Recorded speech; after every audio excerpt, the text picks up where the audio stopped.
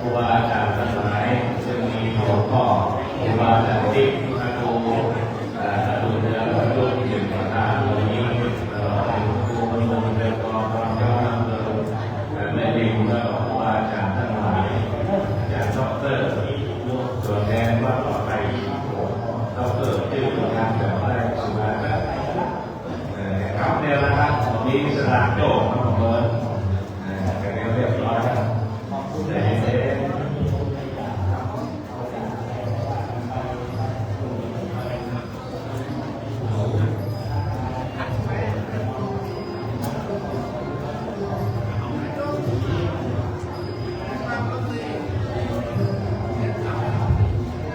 เรียบร้อยนะครับตอนนี้เราไปจัดเกณฑ์เนาะยังไม่เอาเลย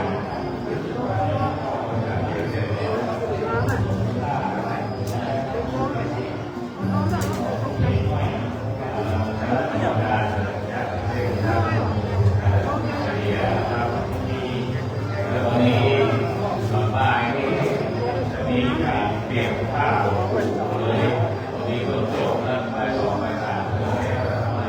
ราชการก็เรียกออกโจทย์ไปโจทย์วันนี้โบราณนั้น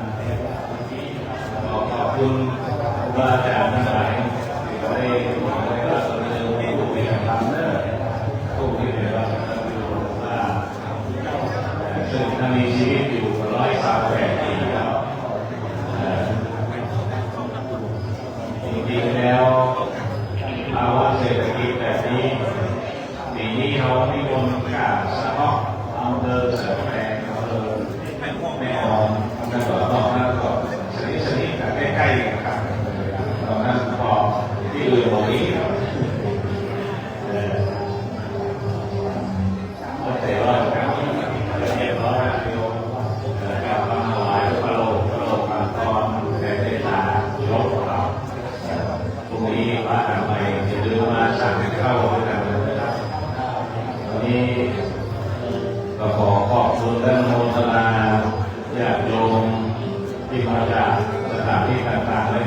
นำโรงทานมาซึ่งมีโยมกบโยมทองคำโยมบุญส่งโยมสำรวยจากสถานกออยุธยาท้องในคณะอันนี้150 คนนะครับเป็นโรงทานที่ยิ่งใหญ่อลังการแล้วก็ขอผู้ที่คงหญิงคงเลี้ยงต่อร้านคงหญิงร้านโรงทานนี่ก็ขอบคุณแม่จำเป็นสายระบุเพราะเขาได้ขอบตัวลูกหลานอันนี้ก็บ้านแพงอยุธยาเหมือนกันนอกจากนั้นก็มีครูแม่โกเงิน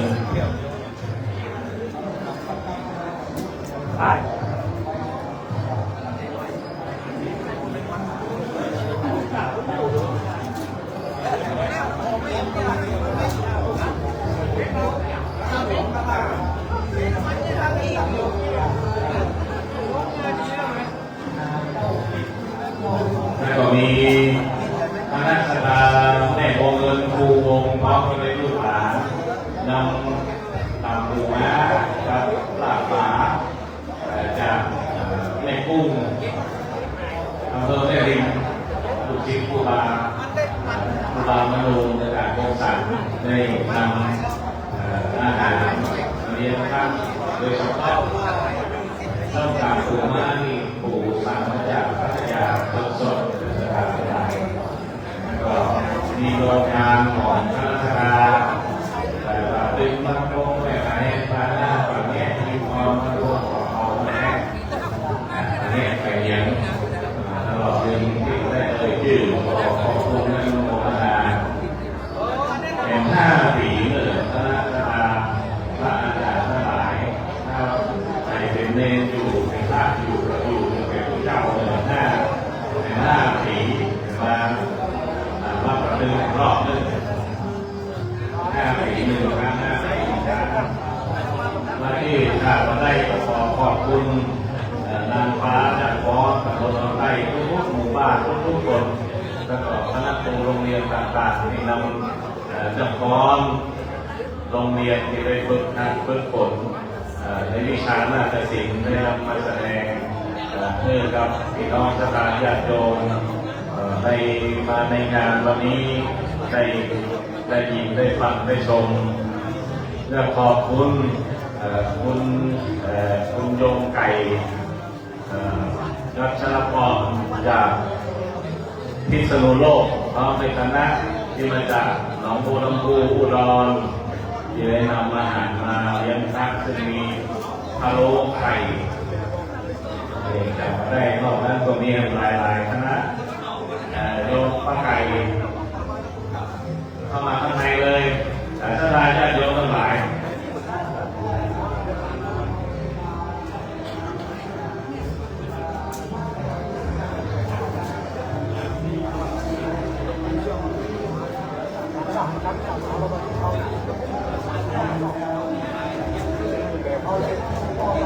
โยมที่มาจากปัตตานีเชิญเข้ามาข้างในก่อนโยมที่บินมาจากปัตตานี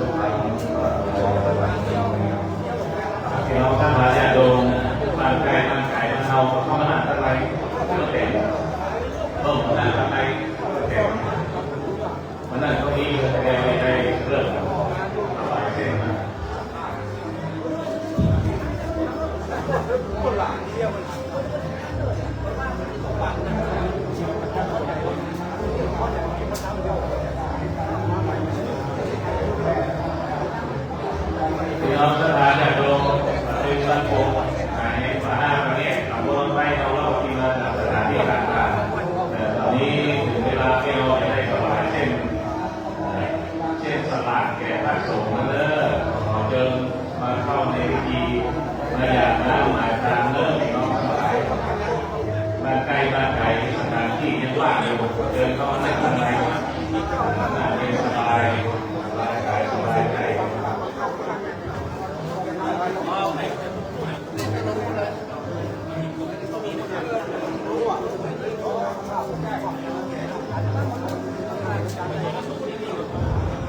คณะเป็นโรงเรียนเวลาเข้าไป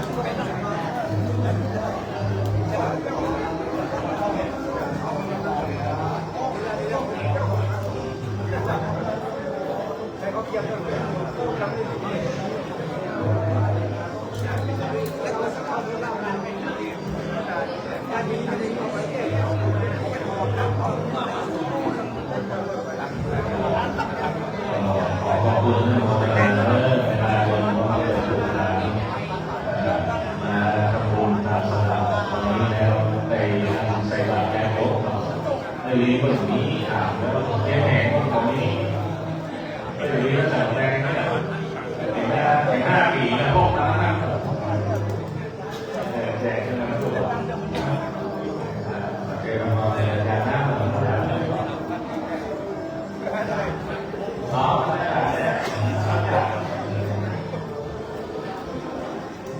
เดี๋ยวเราพูดถึง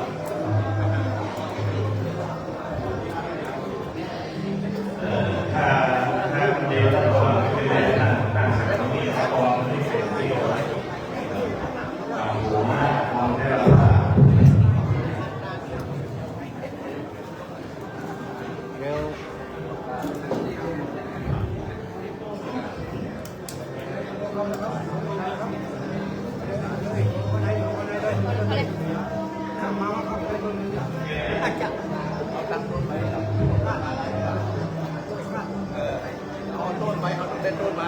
ได้ถวายพระเนตรได้เช่น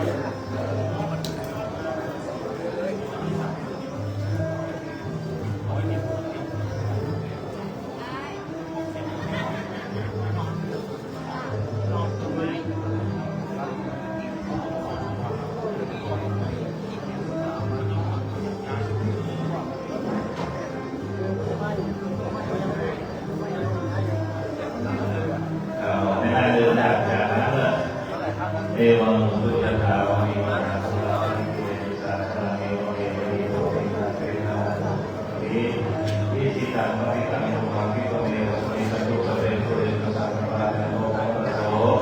ยะถามะหิโตภิกขโสยะถาปฏิหาภิกขุสังสะอังโฆวะปฏิภาณีโยสมัสสะนาละมุลสกาภักครูสังฆะภักขวิวัตติกาญาโนมะเววัตติสาวเนมะสัมปะแตและคุณพ่อคุณแม่คุณแม่ร่างหนึ่งครูหรือพ่อเปรย์ลูกหลานญาติพี่น้องทุกคนเป็นน้องมาในวิโรจน์แต่ในทางพระพระธรรมกายพวกเราในงานการบริจาคของเราเป็นอย่างนี้ด้วยเวลาที่ตรงนี้ก็ขอเป็นพระใจลงส่งพระปลายจากหน้าขอเป็นสุขสุขการการมีทางเป็นเรื่องเป็นการนะครับเนื่องจากวันนี้ข้าพระรามาบุญนี้ภายแต่ในที่อาเทวะเทวดาเทวานักเข้ากรรมในเรื่องของเกิดในเกิดเจ้าบุญซึ่งโดยญาติของทุกรูปที่เป็นเจ้าของเกียรติบุญท่านผู้ว่าอาจารย์ทางวิปัสสนาธุระในการงานธุระผู้ญาติญาติของแม่พี่น้องผู้เป็นญาติพี่เป็นญาติพี่ยมราชโมทนาเรื่องของผู้ว่าพวกพักษาแต่วันนี้เป็นการมีความรู้ความเป็นเรื่องเรื่องมีอำนาจวัฒนธรรมมีอายุความน่าศึกษาความรู้ความเจริญก้าวหน้าในการงานกับปฏิบัติศาสตร์ไปอยู่กับครูพระพุทธศาสนาตลอดที่การงานวันที่รุ่นอาหารด้วยการเสนอการในการพระการนิพพานโมสุขามพระมา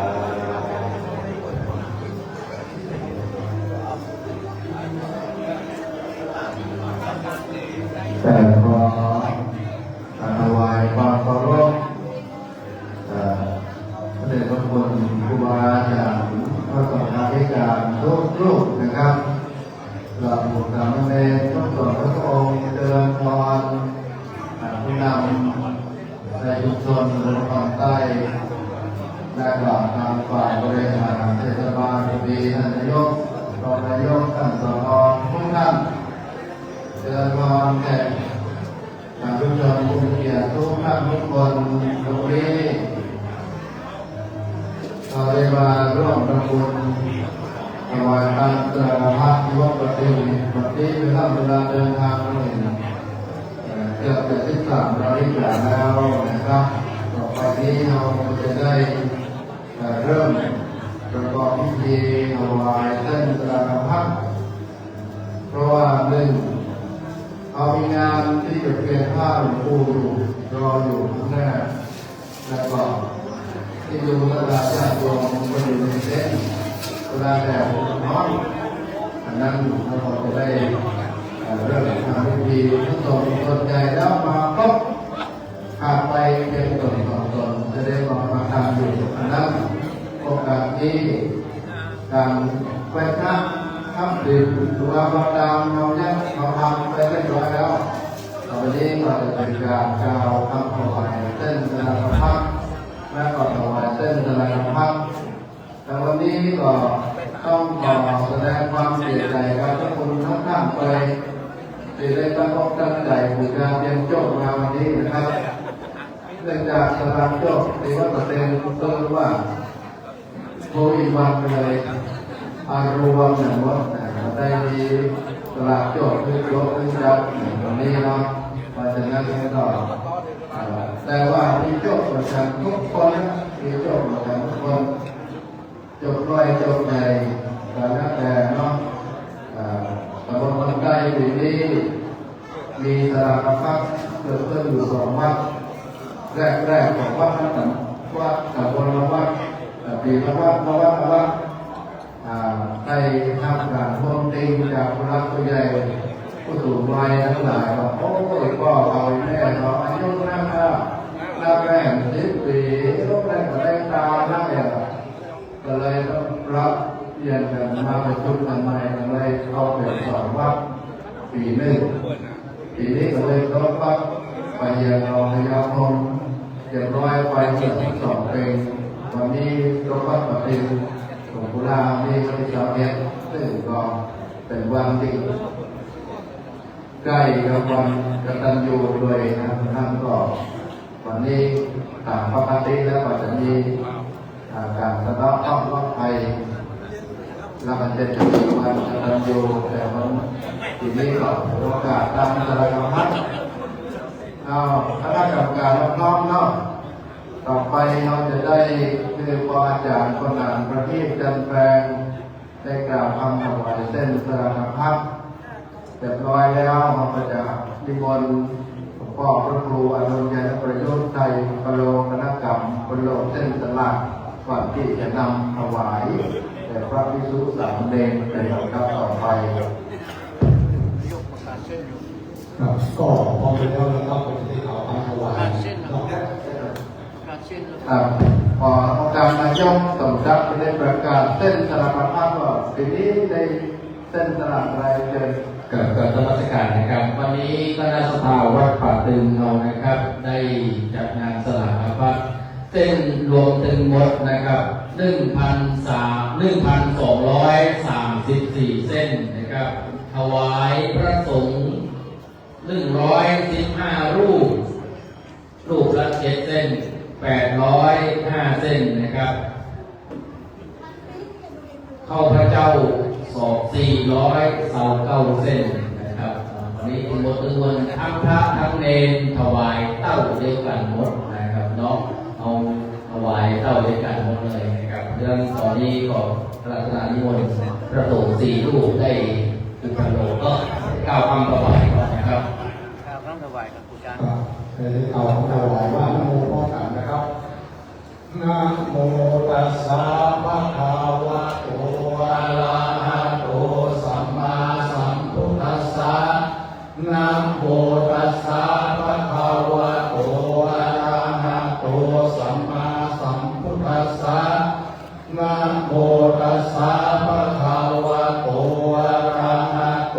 สัมมาสัมพุทธัสสะเอตานิมยังพันเตสลากภัตตานิสัปริวารานิอสุกัฏฐาเนทัพพิตานิภิกขุสังคัสสะโอโนชยามะสาธุโนพันเตภิกขุสังโฆเอตานิสลากภัตตานิสัปริวารานิปฏิคันหาตุนัมหากันเจวะมาตาปิตุนาทีนังจาปิยชนานังอิคารตังกายะสุขายะข้าเดชพระสงฆ์ผู้เจริญข้าพระเจ้าทั้งหลายขอน้อมถวายนัดครึ่งเนี่ยครับนัดชื่อเนี่ยครับเดี๋ยวไปลองทำแบบภาพซึ่งตั้งไว้ญาติโยมเหล่านั้น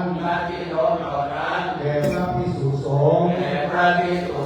ขอพระภิกษุสงฆ์จงรับสลากภัตพร้อมกับของบริวารเหล่านั้นซึ่งตั้งไว้หน้าที่โน้นของข้าพเจ้าทั้งหลายเพื่อประโยชน์เพื่อความสุขเพื่อความเจริญแก่ข้าพเจ้าทั้งหลายแก่ปิยชนทั้งหลายมีมารดาบิดาเป็นต้นด้วยตลอดกาลนานเถิดสาธุ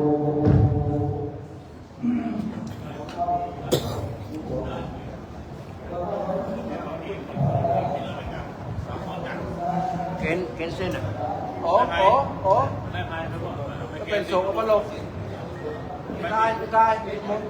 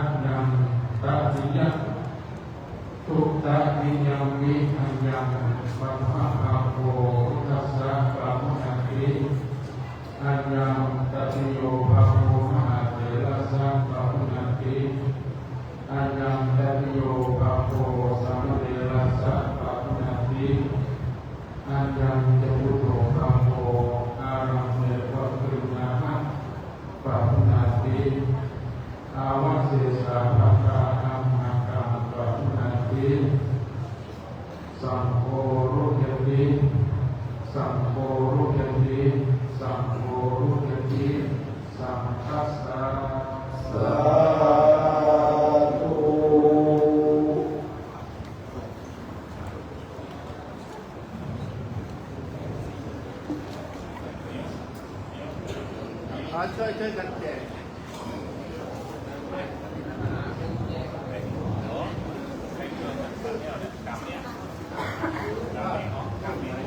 กับการสอนที่เต้นและโตแม่กล่าวเองนะครับวันนี้ท่านเจ้าก็ได้ทำเต้นตลาดในถวายกับพระมุขโตต่อเอง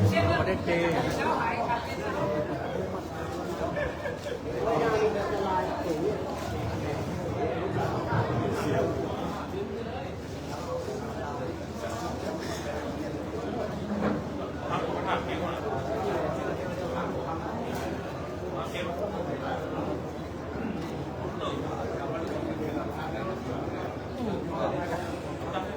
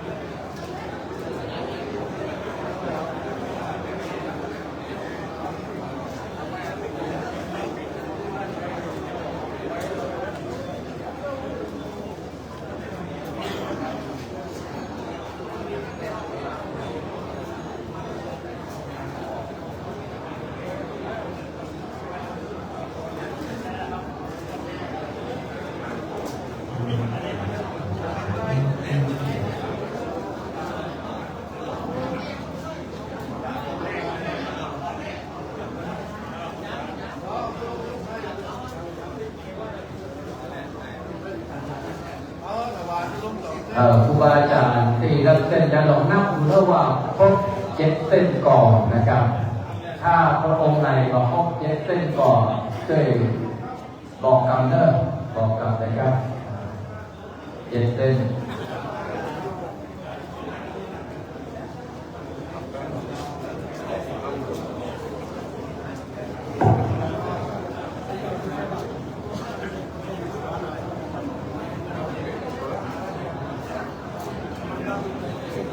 เราหน้าพบกันเนอร์ว่าพบ7 เส้นก่อนครับ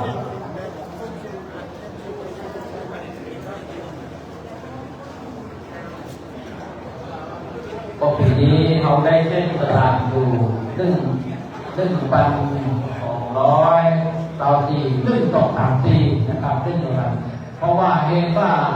1,200 นี้นะครับส่วนใหญ่แล้วเกือบครึ่งบ้านของสถาวัดป่าตึงนะครับได้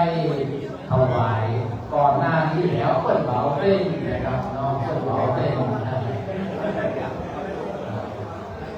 ภายใน6 เส้นมาเปลี่ยนเนอร์อาจจะนับผิดไปนะครับภายใน6 เส้นนะมาเปลี่ยนกันนับของกำเนิดเดี๋ยวกรรมการอาจจะถามให้ได้อาจจะบอกนะครับ 1,234 เส้นถวายพระเนรอยู่805 เส้นเหลือเข้าพระเจ้านะครับอยู่499 429ครับ429นะครับ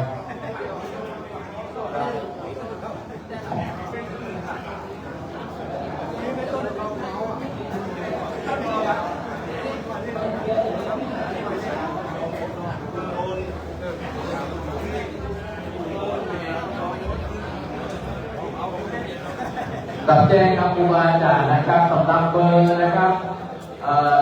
ตั้งหลังถ้าหากว่าบอกมีเบอร์ที่บอกเดินก่อนเดี๋ยวเรื่องรับข้อมูลของผมไปดูว่าเป็นทนายที่ไหน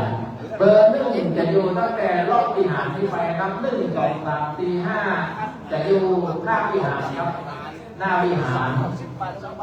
7 8 9 10จนถึงเบอร์เราจะอยู่สนามทั้งหมดเลยนะครับจะอยู่สนามทั้งหมดเลย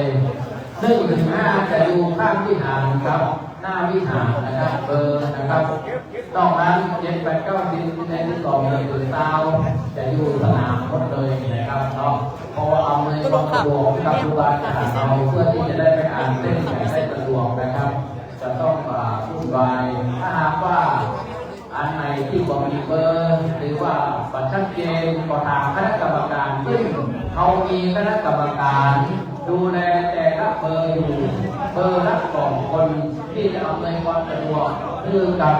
ครูบาอาจารย์นะครับเบอร์ละ2 คนที่จะถามว่าอันนี้เป็นของใครนะคณะกรรมการจะรู้จักหมดเลยนะครับเบอร์ละ2 คนจะมีคณะกรรมการประจำอยู่นะครับเพราะฉะนั้นคณะกรรมการหรือครูบาอาจารย์เขาต้องได้กังวลนะครับต้องได้กังวล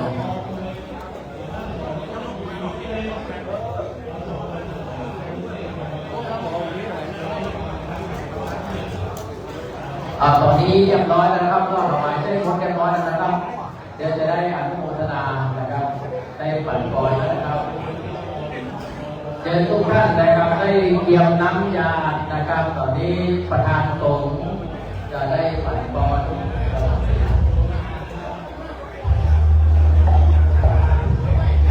กับพี่น้องท่านในแต่ละต้นแต่ละเต็นท์นะครับเตรียมน้ำยาพระสงฆ์จะฝันก่อนแล้วนะครับก็เตรียมน้ำยากันนะครับตั้งจิตตั้งใจนะครับ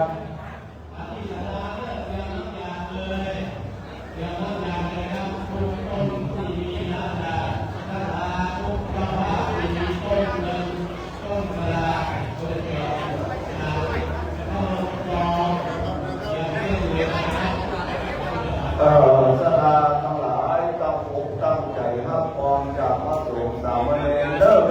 อย่าน้ำกับนี้เลยสำหรับป่วยจุกป่วยสังก็ต้องเอาบอลถ้าเอาตามพระสงฆ์สามเณรไปเอาแล้วป่วยจุกป่วยสังก็ต้องรับบอลก็รับฝันบอลกระต้นนั้นละอย่างเดียวเพราะว่าต้องพูดบอลว่าเพราะว่าตุลุงเสียเมาจะทำเวลาเพราะมันจะเปลี่ยนผ้าของครูบาเจ้า ความว่างเราหลังจากอาบเสร็จเรียบร้อยแล้วก็จะเปลี่ยนผ้าที่ว่าผ้าก่อนยะถาวานิวะมุลัสสะอุเลนเตกาคลังเอวังเอวานิโรตินังเตตานังปะปะปะเตอิชิตังปะนิตังตุงังคิปะเมวะสมิจฉโตสัพเพภูเรนตุสังกปาจันโทปนะระโสยะถามณิโชติละโสยะถาวิวัจจันตุสัพพะโลกวินาศตุมาเตภวัตนาโยสุขิติกายุโกภวะอภิวาทนาสิริสานิจังพุทธะปัญญาคิโนยัตตาโรตังเกอายุวันโนสุขังพลังภะเตอาทันเยสัมปัญญาอัญโยตินามัจจารังกาเลนะตินังมาริเยสุโคสุปุเตสุตาติสุวิปัสสนามังนาสังสังวิปุราโหติตังกินาเยตังตานุโมทันติวัยยามัจจังกาลนิวานะเตนะตังกินาโมนาเมติปุญญาสมาธิโน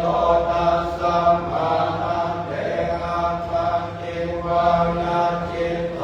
นาจินังมหาภาลังปุญญานิปาลาโลสัมมิภากิตาโหติปานิลังวิรัญญัญจะโพธิเจนา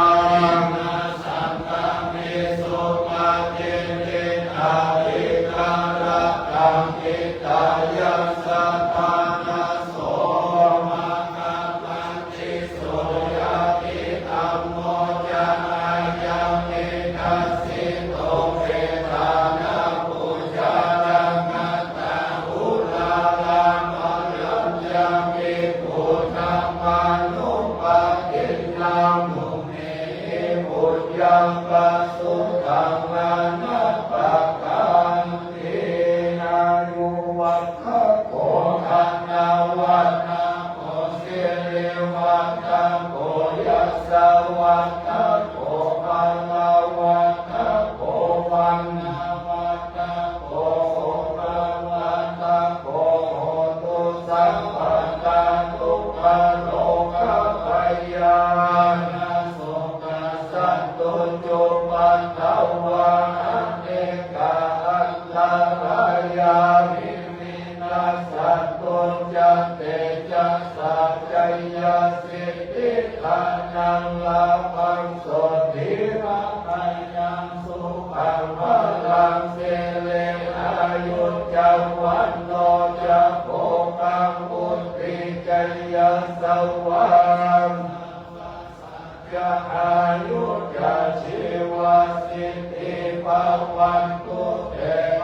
วันตุสัพพมังคลังลักขันตุสัพพเทวตาสัพพพุทธานุภาเวนัสสัทธาโสติภวันตุเตภวันตุสัพพมังคลังขันตุสัพพเทวตาสัพพธัมมานุภาเวนัสสัทธาโสติภวันตุเตภวันตุสัพพมังคลังลักขันตุสัพพเทวตาสัพพสังฆานุภาเวนัสสัทธาโสติภวันตุเต อิทังกานาคัมมังนิปานาปัจจโยตุโนนิจานิตังศีลกัมมั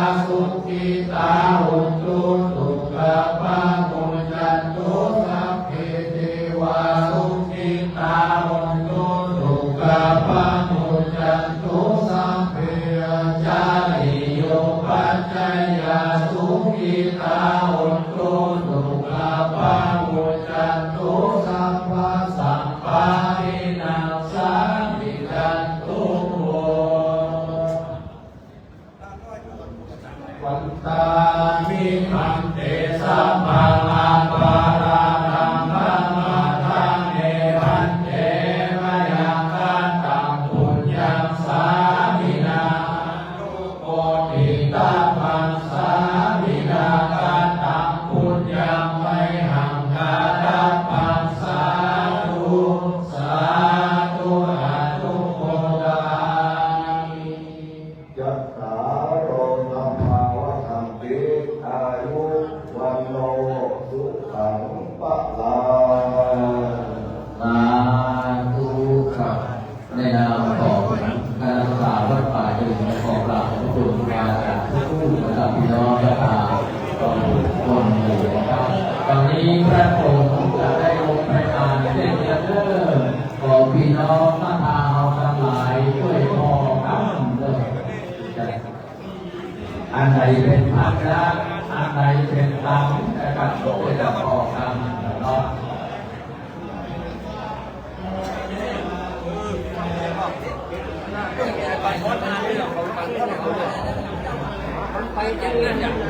เดี๋ยวปล่อยอย่าเก็บดูปล่อยอย่าเก็บ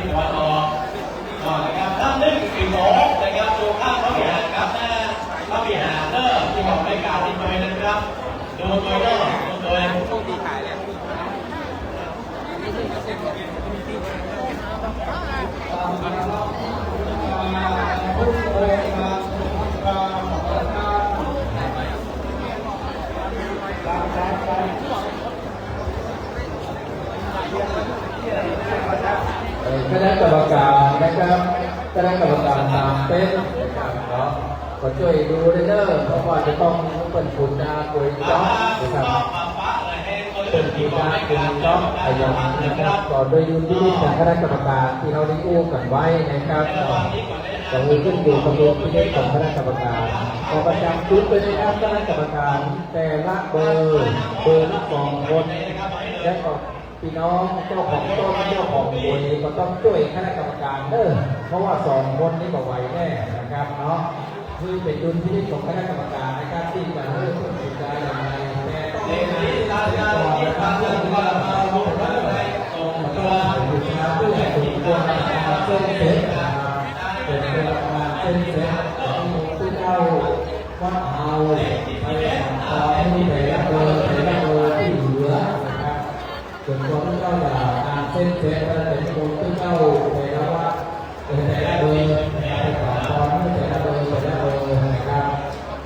มีคนผู้เจ้าว่าไปขอพรเขาก็เข้าว่าเองนะครับแล้วก็ขอพรมือแล้วก็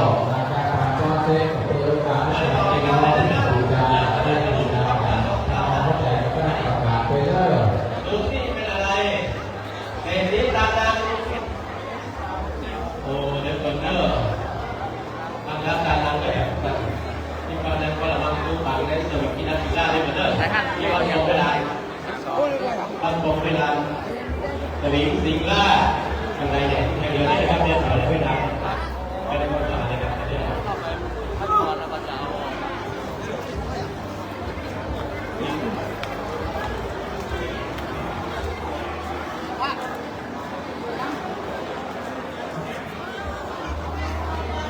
ต้องดูเส้นพื้นที่เลยนะครับดูเส้นพื้นที่โดยรอบ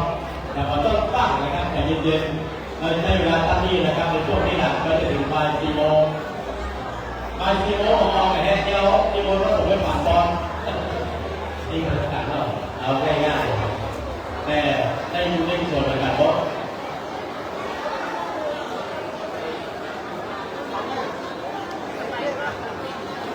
ที่ไหน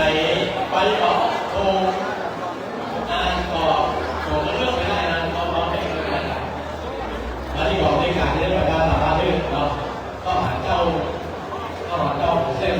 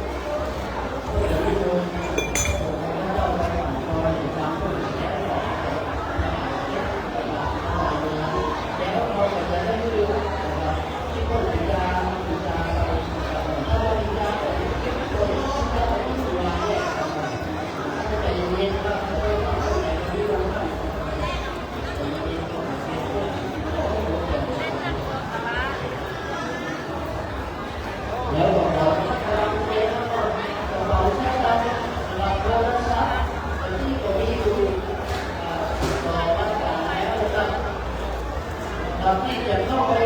เข้าของหรือว่าทรัพย์อยู่ในกระเป๋านะครับเรารู้ว่าสิ่งไปแล้วก็สองเพื่อน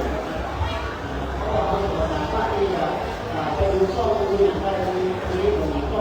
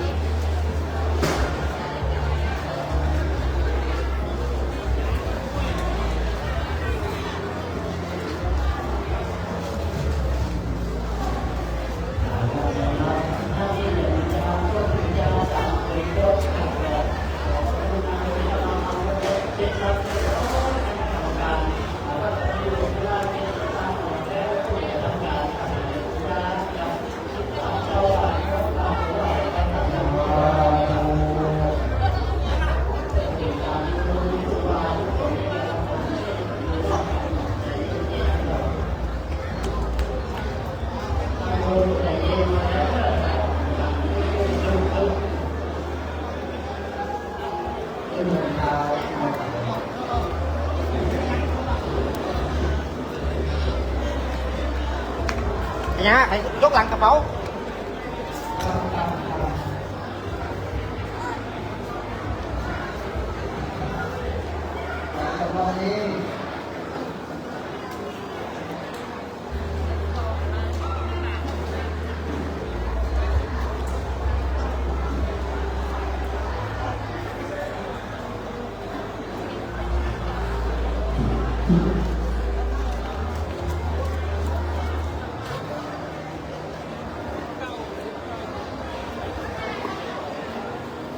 Thank you.